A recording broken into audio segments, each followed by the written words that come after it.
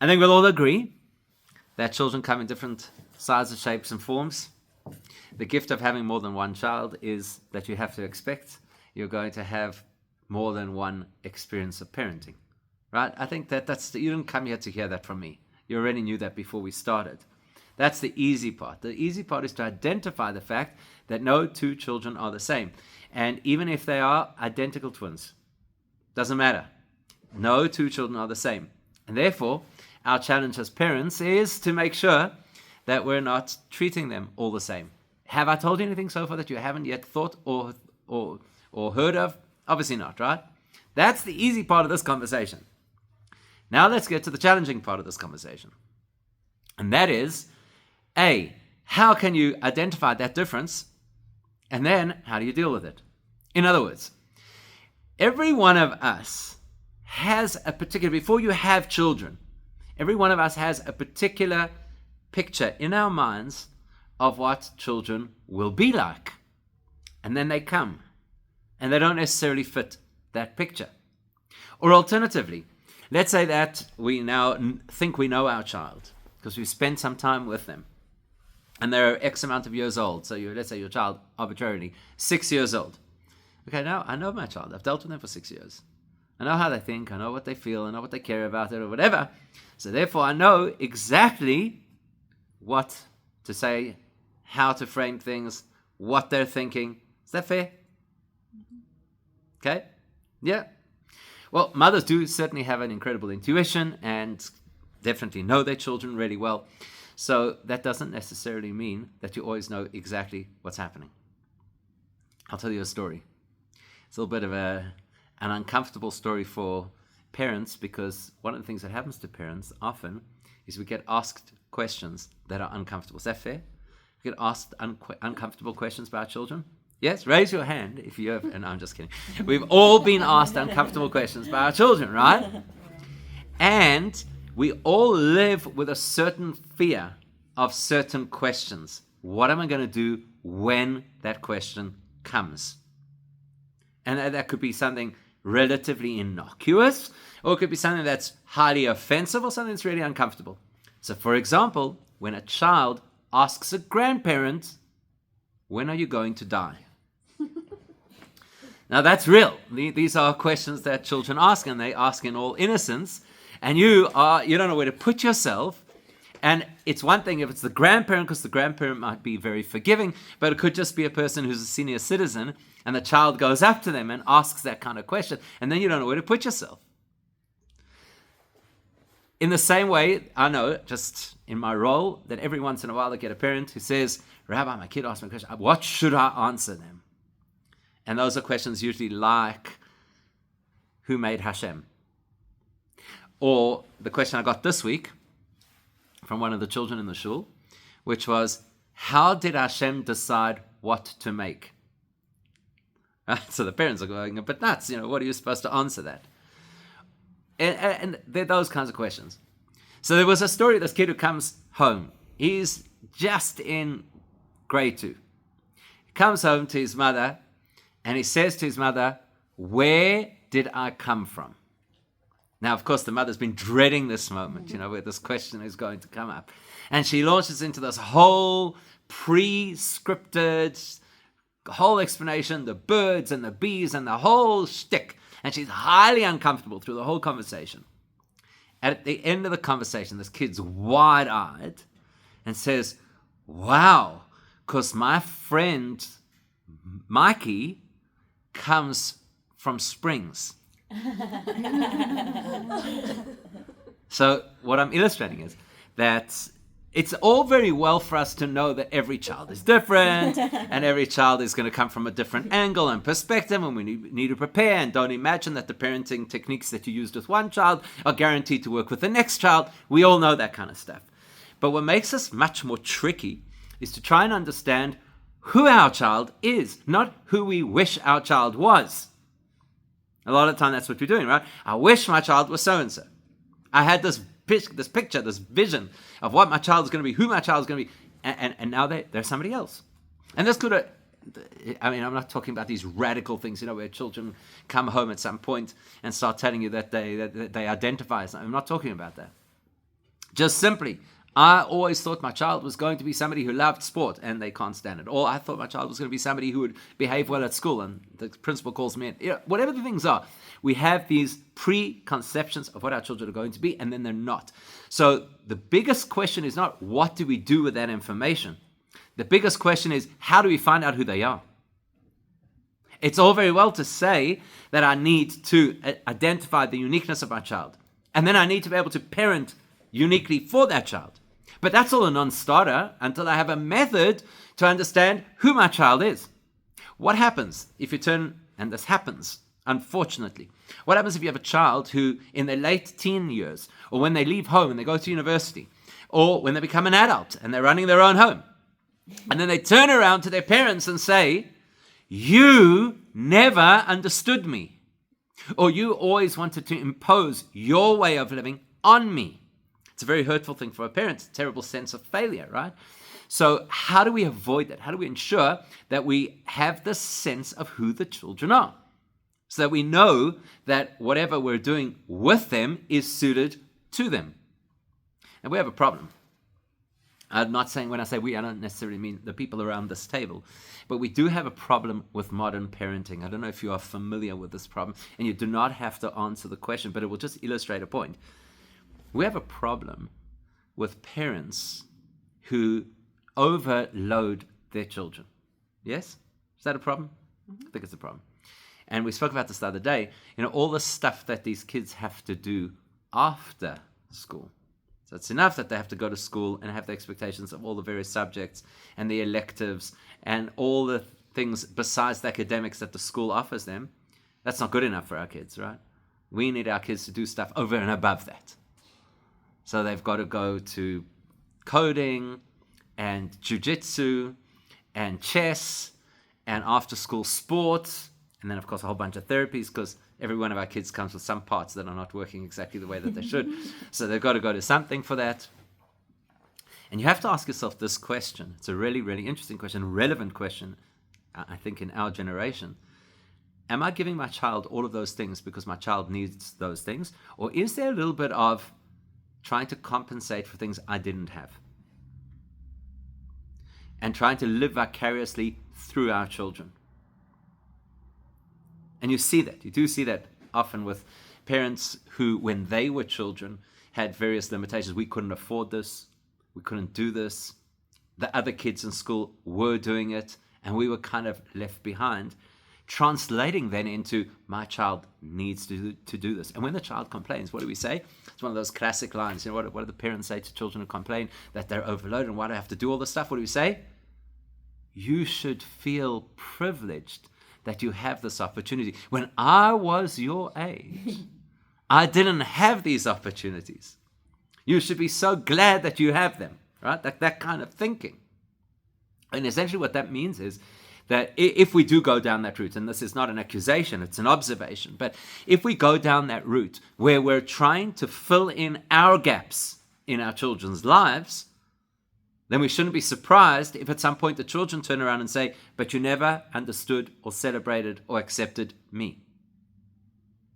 So the real question is, it's not good enough just to have this high-level headline view that every child is unique, no two children are the same, they should all be educated according to their way, like King Solomon says, until we're willing to actually explore and find out who they are. So how do you find out who your child is?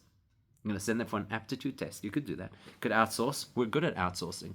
We pretty much outsource our whole lives. Right? Never thought about this? We outsource our whole lives. Have an issue? Go to the therapist. A medical thing? Go to the doctor. Aches and pains? Do biokinetics. Everything we've got, outsource. Somebody else has got to take care of my problem. So we could outsource working out who our children are also. We could send them to therapy. We could send them for an aptitude test, which is great and might help. But we also have to think. We also have to apply our minds. Where will you find out who your child is? How will you find out who your child is? What are the techniques at our disposal to let them share with us who they are? Talk to them. Oh, I knew that was coming. So we got to talk to our children, right? Of course we got to talk to our children. So do we?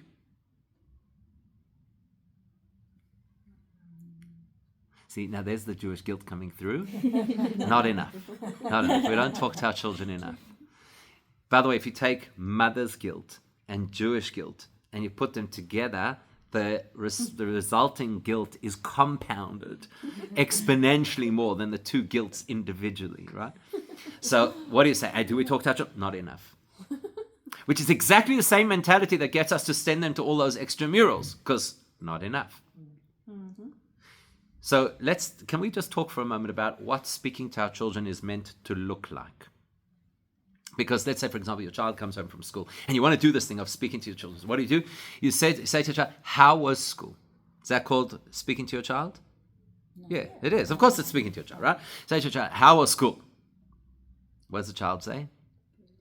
Fun. Now what are you supposed to do? So you say to your child, I need more, right? I need more than that because I'm speaking to you. I need more. Tell me what happened. And the child says, we learnt. How was soccer? We lost. Who's on the team? My friends. You know what I'm saying? So how exactly do you have a conversation with your child? That's a meaningful conversation. Because does that tell you who your child is, other than the fact that he's non-communicative in a family setting? You leave him with his friends, he can talk to anybody. But suddenly with me, you're not opening your mouth. How do we actually talk to our children? Well, one of them is play, right? If you're play. Playing, like if you at a certain age, right? Connecting on their level. I think maybe the point is connecting on their level, right? Through something that they're interested in. Or... Excellent. So connecting at their level. So can we just map that for a moment? So your child is on the floor building a tower out of wooden blocks. Is it appropriate for you as a parent to sit down and build a tower out of wooden blocks? Yeah. Yes, of course. Yeah. Is it a point of connection? Yeah. Sure. Will it help you get some insight into your child's reality? Yes. When they graduate from wooden blocks to Lego, and then you now sit with them and you build the Lego with them, same outcome, right? When they graduate from Lego to Fortnite, don't dare. No. Don't even think of it. You will not be welcome in that space. So it works at a certain point, right? And then you've got to find a different method. And there's absolutely no question. I agree strongly with that. There's absolutely no question that if you enter their world, it creates rapport, and rapport allows you to be able to have conversation. True. 100%. What else? What else helps? Shared experiences, but I don't know if that's the same thing. Okay, so shared experiences... Family, like if you sit as a family every night... That's true. There's something that's a shared experience... But that doesn't necessarily become bespoke to the child, right? I agree. There's value. There's huge value sitting and sharing as a family. Where there's huge value. Does it necessarily allow the child to be themselves? I'm not saying yes or no. I want everybody to think about this. Does it allow the child to express who they are? If they do have a passion on extramural, then being with them and supporting. Good, 100%, right? If they have a passion, whatever that passion might be. So then not just supporting them, like I'll sit there watching you play, but to actually show interest and be probing and specific in the questions around it, etc. Absolutely. So all of these things work, right? And we're going to learn a different technique today that is straight out of classic Judaism 101. And I think it's safe. I think we're far enough from it to safely talk about Pesach. Because usually when it's on the horizon, everybody gets very stressed. So now that it's behind us, we could talk about it. But the nice thing about Pesach is that it is the template of how to educate children. By the way, this is a complete aside. I had the same conversation in a different shiur yesterday. By the way, if you think about it, it is fascinating that the only time that the Torah tells us how to educate children, like very specifically, is in the context of the Pesach Seder. And no classic schooling model follows the model of the Pesach Seder, which is fascinating. Because what's the Pesach Seder? It's very interactive, it's multi-sensory, right? There's taste, there's texture, there's song. So you speak to the auditory processing and the visual processing and the kinesthetic processing. Like you touch every angle. And you specifically have to innovate to engage children. I mean, it's like perfect. And for some reason, we haven't incorporated that into education. So we're going to pull one thing out of the Pesach Seder, and we're going to put it on the table and develop this technique of how we could learn about our children using this Seder technique. However, before we get to the Pesach Seder technique, let's go somewhere else first that will bring us back to the Seder. Now, we don't live in Israel, so the following halachic construct is something which we know about, but it's not part of our lives, because you have to live in Israel to experience it. And that is called Shemitah. Are you familiar with Shemitah?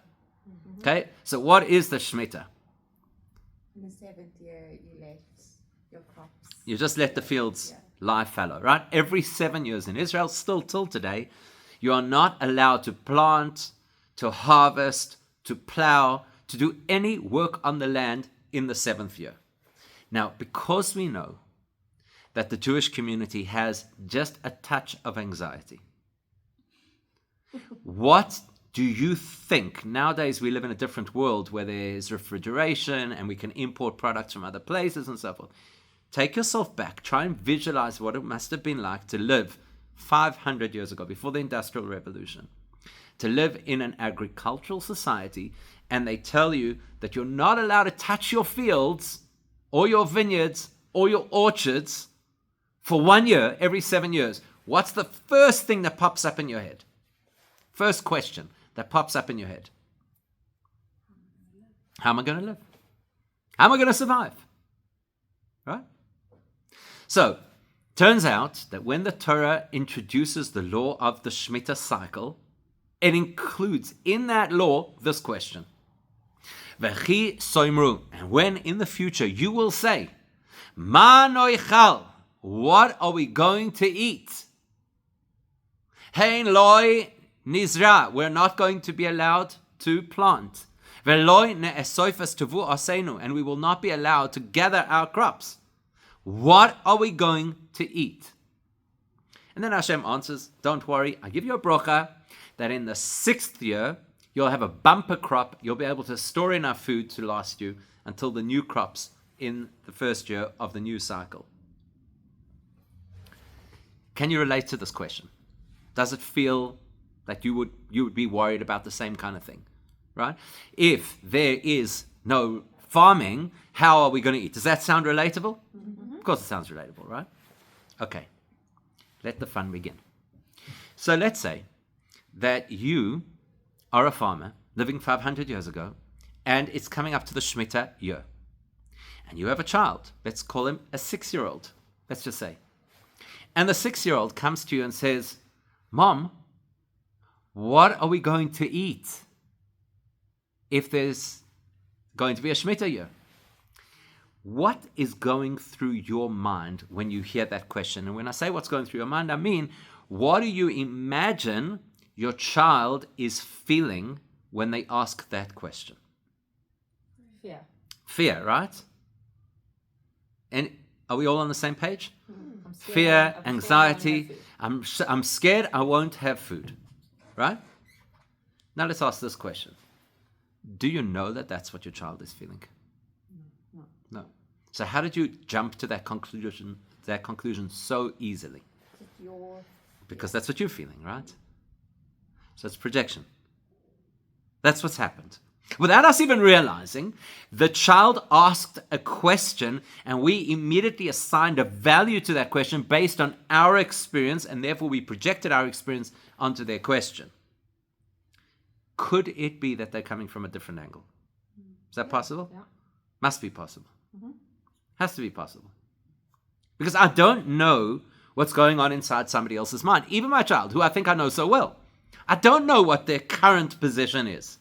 And so if I jump to the conclusion of assigning a value to their question, assigning a motivation behind their question, I've robbed myself of the opportunity of finding out who my child is. Because essentially what I've done is I've shown my child who I am in my response. But they aren't always able to actually communicate, as opposed to an older child who can say, if you said, does that make you scared, or does that make you excited or sad, they might be able to, you'd guide them to actually getting. Okay, so let's test that for a second. Let's test that for a second. So if I say to my child, does that make you feel scared, or does that make you feel excited or curious? Am I going to get their honest answer? No, probably not. So what should I be doing? How does it make you feel? How does it- Correct. I should be doing an open-ended question. How does that make you feel? Because that allows them a blank canvas where they could articulate what it is that they're feeling. Now, if they can't articulate, we're going to deal with that in a moment. Well, shortly, we're going to deal with that concept they can't articulate. But to create a multiple choice list for them is already a degree of projection, because effectively what I'm doing is I can see these parameters, and therefore I'm offering them the choice of those. They might be thinking completely differently. But they could also just say, I don't know. That's right. Like, We're going to talk you about know, that. If you know your kid, they might just, the guidance helps them like see, is it a good or bad feed? Like, is it a, That's fine. That's fine. So I'm not disagreeing with that. Let's see. Let's see if that is always accurate, right? Let's see if that's always accurate. Let's use another example. It's a little bit of a silly example that I came across, but I'm going to use it regardless. So, child comes to you and says, "Where does the light go when you turn it off?" Okay, so that's a great question, right? That's the beauty of the beauty of the child's mind, is that they can think of these abstract things that we would just never even consider. So, where does the light go when you turn it off? Now you've got to ask yourself this question: is my child going to have a sleepless night because they don't know where the light goes? And I don't have the capacity to answer this question, because quite frankly, what on earth am I supposed to say? Like, where does the light go? If you ask me about the sun, I could say, well, that's a good one. It goes to sleep, right? The sun, I could say, just goes to the other side of the world. That'd be easier, right? Yeah. But to say, where does the light go? It's like an interesting question. And now I start worrying that if I'm not able to answer that question, maybe my child will believe that I don't really have insight into how the world works, and so my child's going to think less of me. And we start building this whole castle in our head about what exactly the child's question is. Could be by the time we are halfway through that thought process, the kid's already moved on and doesn't even care about the question anymore. Yeah, ChatGPT. Okay, well, that's another whole issue in its own right. That's a whole issue in its own right. yeah. So let's contextualize this from a different angle for one moment. Please do not feel any additional guilt if this applies to you. But has this ever happened to a mother living in the 21st century, that the mother is on her phone? Has this ever happened? Of course it's happened. Has it ever happened that the mother's on her phone at the time that the child comes to ask a question? Yes. Of course it is, right? Has it ever happened that what the mother is doing on the phone at the time that the child comes to ask her a question is not earth-shatteringly important? It's happened, right? So here's the mother who's on her phone, busy scrolling Instagram at the time that the child comes to ask a question. Has it ever happened that the mother has responded to the child appropriately without looking away from the phone? Has that ever happened? Sometimes. Happens, right? Yeah. Does happen. Let's go one step further. Is it possible that the mother looks up from the phone and answers the question? Here's the subtlety. And her face doesn't show the expression that she normally would show when answering the question, because she's still distracted by the phone. Yes. Happens, right? What message does that give the child? As important as what I'm doing now. I'm answering you, but I'm not engaging you. I'm not And Right. then my phone's more important than you. There's, well, not even that. That's another whole conversation. The phone's more important. It's a different conversation, and I'm not disputing that. But there was a fascinating study that was done. I think it was at Stanford University, with mothers and babies, where they did an experiment in 3 stages. So the first stage was the mother had to interact with the baby in the normal way. Then the mother had to interact with the baby without making facial expressions, and then re-engage the baby in the normal way. And they monitored the baby's reactions. And effectively, the study, and it's a whole interesting study in its own right. I think they called it the still face study or something like that. But the idea was just to see the reaction of a child when our facial expressions are not aligned with either the words that we're saying or the message that we're trying to convey, or the emotion that we're trying to convey, and how damaging that is for children. So basically what they wanted to illustrate is that you could speak to your child. You could even respond to your child. You could even respond appropriately to your child. You can even give them the information that they're seeking. But if it doesn't look and feel like you want to engage with them, then the net result is actually damaging to the child. And the child cries. In the baby version, right? Yes. And in the adult version or the older child version, they retreat and they find ChatGPT. Or because ChatGPT actually speaks in a nice tone if you program it correctly. So what's the point? What's the message over here? The message is not just simply about facial expression. The message is, in Judaism, it's so interesting. What's the word for face? Panim. Panim, right? To Which turn. which Panim is to that turn. poneh is to turn, but panim comes from or is related directly to the word panim, pnimi, which is what's going on the inside. When a person has a face-to-face interaction with somebody, you get much more of a sense of what's going on the inside than if, for example, you're talking on the phone, where although you can communicate with each other, but you can't actually get to see what's going on the inside. And so this idea of the so-called still face is not just about the fact of whether or not there's expression. It's, am I trying to get into your world or not? That's the real question. Am I trying to probe into your world and understand where you're coming from? Or am I just trying to get the response out as soon as possible, just either to get rid of this tense moment where you've asked a question that I don't necessarily have the answer to, or just to be able to satisfy you so that you're not worried about the question that you had.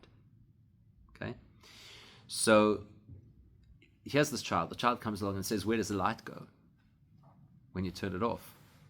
Our natural response is to say whatever we think the answer is. The light's gone to sleep. The light disappears until it's reached, whatever answer we give. But what we've done with that exercise is we've focused on an answer and a question instead of focusing on an asker. So when we talk about this child in the Torah who's asking, what are we going to eat when the 7th year comes around, we shouldn't be focused on what the answer is, even though there's a clear answer. The clear answer is that Hashem is going to bless the land and everything's going to be fine. We should be trying to understand where that child is coming from. Are they coming from a perspective of fear and anxiety? In which case, Hashem will give his bracha is a reassurance. Or might they be coming from a different angle? So to appreciate coming from a different angle, let's go to the Pesach story, where we have the 4 sons at the Pesach Seder. One of the most intriguing insights into parenting, it really is. Because effectively what the Torah is telling us is you have to have an approach to 4 very different kinds of children. Not because there are only 4 kinds of children, but because you have to be ready for a very different approach to a very different child. So let's remind ourselves, what are the 4 different children at the Pesach Seder? Wow. There's a wise child, right? Okay. What is a wise child? What does that mean? Does it mean that they are super intelligent? Could, but a wicked has to child be. could also be super intelligent, right? So it could mean that they're super intelligent. Does it necessarily mean that they're super intelligent? Not necessarily. So we've got to work out what is a wise child. Okay, who's the second child? The wicked child. The wicked child, which is a very unfair translation in English, even though the word in Hebrew is Rasha, but the term Rasha in Hebrew is not necessarily the same as what we would say wicked in English. In other words, it doesn't have to be as loaded. In colloquial Hebrew, it is loaded, but in Torah Hebrew, it's not as loaded. It doesn't necessarily mean exactly that. Okay, what's the next son? Simple. Simple. And according to some interpretations, they actually call him the foolish son, which is interesting. And then what else do we have? The child that doesn't know how to ask, which is what you were saying before, the child that cannot articulate. So what's the first son then? The child that doesn't know how to ask. So we have to understand what perspective the child is coming from, because it's not just that there are 4 children. Of course there are. There are 4 archetypes of children. That's fine. There are also 4 states that your child could be in at any given time. Yeah. Any one of those 4 states could be equally applicable to any one of our children. So this is not just about understanding who my child is, it's also understanding where my child is at this particular stage of their life. And that's sometimes what gets us really unnerved. How could it be? You were such a wise child. You were such a good child. And now what's happening? How come my child is acting up? How come my child is pushing back? How come they're so defiant? How come right? So we need to understand that there are 4 archetypes of children and there are 4 states that a child could be in. That's what the Haggadah is telling us. So let's go to the I keep saying wild child, but I mean the wise child, right? So let's go to the wise child. It was easy. To assemble the list of the 4 was easy. Now the more difficult question is, do you remember what his question is? We're going back to the story. The wise child. The wise child. What's his question? At the Pesach Seder. Does anybody remember his question? Why do we? No? Okay, let me ask you a little differently. Okay, so why is this night different to all other nights? Is that the wise child who's saying, why is this night different to all other nights? Is that the wise child? We don't know. Because when we get to the 4 questions, we don't identify who is asking the questions. Why? Because depending on which child asks those same 4 questions, they may be completely different questions. So for example, let's just say a relatable example, right? One child who says, what's for supper, is basically saying, I'm hungry. Mm-hmm. One child who's saying, what's for supper, is trying to angle that they want to go out with their friends. So the question might be the same, the words might be the same, and yet the question is completely different depending on which child it is. So there are 4 questions. Why is this night different? Exactly. What textures are going to be in the food? Exactly. There are many, many variations of what exactly that question means. So that's why it's so valuable for us to know what are the questions of these 4 sons. So nobody remembers the question of the wise son. That's perfect. Let's leave him. What's the question of the wicked son?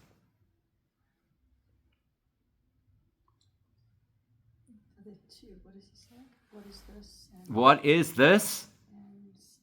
What is this to you? That's what he says. What is this to you? And immediately we comment, you see that? He's excluded himself from the entire process, and therefore we give him a harsh response. Okay? What is the simple son's question?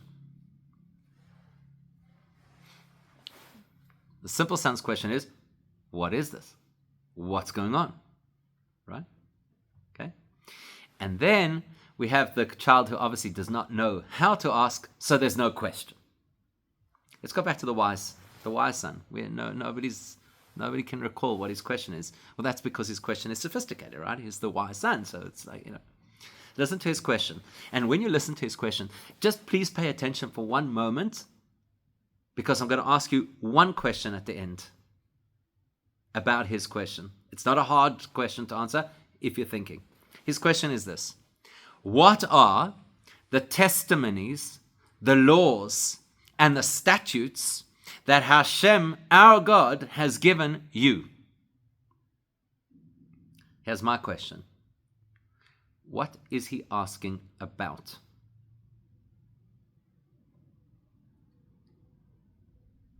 The context. Of? Why? Of? The context of? What's he asking?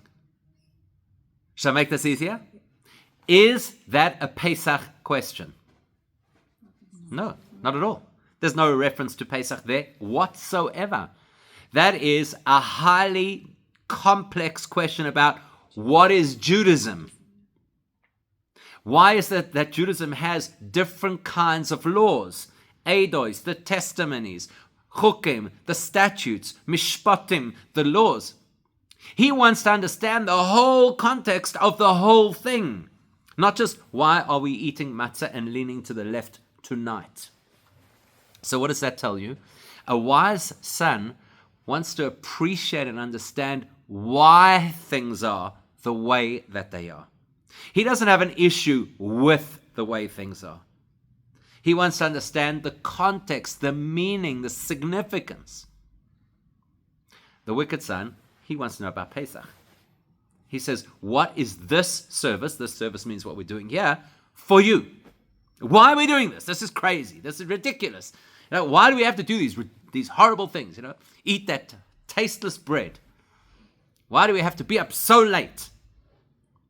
That's the wicked son. So where's the wicked son coming from? Is the wicked son coming from anger? Is the wicked son coming from rebellion? Maybe. But maybe the wicked son is also coming from a feeling of, I'm not sure if I belong here. Maybe that's why he's using the words you, because he's illustrating that this doesn't speak to me. So how do I contextualize myself in this environment, in this religion, in this family, if it doesn't talk to me? And we could very easily just look at the question and say, the chutzpah, who do you think you are? You know nothing. How dare you question, right? Or we could say, where are you coming from? The child who says, what's this? Believe it or not, in the original version, because all four of these children appear in scriptures, in the Torah itself. So the simple son who says, what's this? Is actually not talking about Pesach either. If you go back to the original source, he's actually talking about a mitzvah that was instituted at the time of Pesach, which is something called a pidyon haben. You know what that is? You know what a pidyon haben is, right? You know what a pidyon haben is? The firstborn son, if neither parent comes from a Kohen or Levi family, and it is a first birth, there were no miscarriages before, and it was a natural birth, then that child has to go through a process called a pidyon haben, where he is kind of redeemed through a Kohen at 30 days old. It's a rare mitzvah. You don't see it often because of all these requirements. Sorry, how do you know that that's what he was asking about? Because that's where he appears in the Torah. When your child will ask you, Ma Zois, what is this? It's in that context. That's in that context, right? Now, that's not a particularly involved mitzvah. Pesach is pretty involved. There are many, many, many things you have to know in order to do Pesach. How to do a pidyon haben? Fairly straightforward. Go to the Kohen, pay your dues, say the declaration. That's it. So that's how we know that this is a simple son, because he's trying to understand the basics. He's not yet at the point that he's trying to understand the complexities. That could just be the son who's saying, frankly, the details overwhelm me. So when that child asks his mother, where do I come from? And she goes off on a whole biology class, it only adds to his overwhelm. So if I don't know where the child is coming from, and I don't understand the question simply, and so I give this overcompensating answer because I don't want to feel inadequate, I am undermining what that child needs. And then the child who cannot ask may well be a baby who doesn't yet know how to speak, or there may be a person who doesn't have the capacity to put their feelings into words. And then it's my job to help them learn how to do that. So let's go back to this person who's saying, what are we going to eat in the 7th year? If my child is a wise child, then he's not worried about the 7th year. He just wants to understand, how does this work? That's what he wants to know. He wants information. He wants context. He doesn't want reassurance because he feels okay. Don't impose your anxiety onto that child who just wants to understand how the world works. And yet our default, hearing a question like that, will be to try and settle anxiety, because that's our world. And you know what that's going to do? It's going to teach that child to be anxious. Right? So Just say that anxious and anxious. Yeah, what did you say? I'm saying, if the child's interest, they're a wise child, they want to understand the world, and my response is to try and allay their anxiety, I'm inadvertently teaching them to be anxious. So I need to know, where's this question coming from? Is this curiosity? And by the way, for younger children, most of their questions are curious, and they are not loaded with all the emotion that we feel as jaded adults. And certain people, that's how they are their whole life. They don't live with anxiety, yet they live with a tremendous curiosity. So if I don't know who's asking the question, I may give an accurate but inappropriate answer. And if the child is asking, what are we going to eat in the 7th year? Because he is the so-called rebel son who says, this is ridiculous. Who came up with such a crazy concept that you just shut down the economy for a whole year and expect that everybody's going to survive? When I hear that, and I hear the anger in his question, I have to understand, who is this child? What got him to this point of feeling so out of sync with what our value system is? He's not asking a question for information. He's asking a question for reassurance of who he is. You know, I'll tell you a funny story that once happened, without sharing too much detail.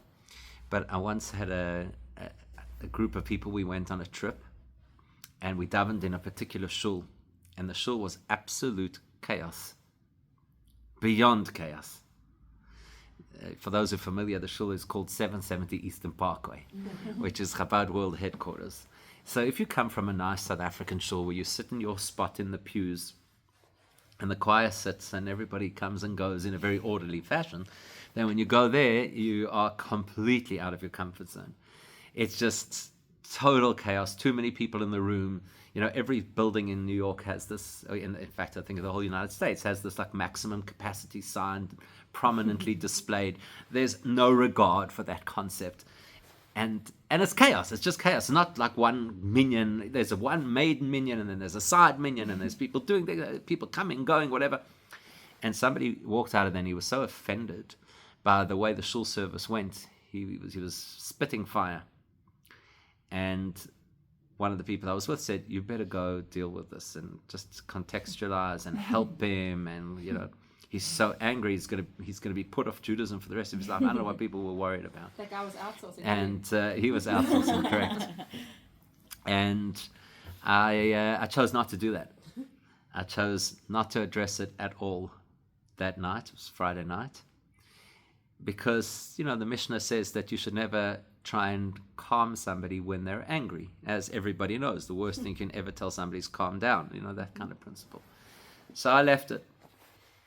And I figured that during the course of Shabbos, when things were a little bit more settled, then we'd have the conversation. Anyhow, it turns out the next morning before shul, this individual comes over and says, you know, I realize now why you brought us to that shul. Because sometimes you actually have to break out of your comfort zone to have a meaningful experience. And I kind of needed that. So if I would have come from the perspective that he's this angry person, it would have been a completely misguided kind of answer. But to realize that this was a person who was feeling, I don't believe I belong in this space. Again, I'm not saying I had the wisdom to work that out, but that would have been the correct approach, would have been to say, well, where are you coming from? Like, why is this bugging you so much? When our kids are angry at us, why do I have to do this? What do we say? Because one day, when you're older, you will thank me for having done, you know, that's our default kind of response. And that's valid, but sometimes it's worth just understanding, where are you coming from? Why is this bothering you so much? Why does it make you so upset? And I'm not saying you have to have that conversation in the heat of the moment, but it needs to trigger that kind of thinking. Because if I don't know who's asking the question, then I don't know how to assign a value to the question. And if I don't know how to assign a value to the question, I don't know how to respond appropriately to the question. And I might be giving the wise child answer to the wicked child, and that would be damaging to him.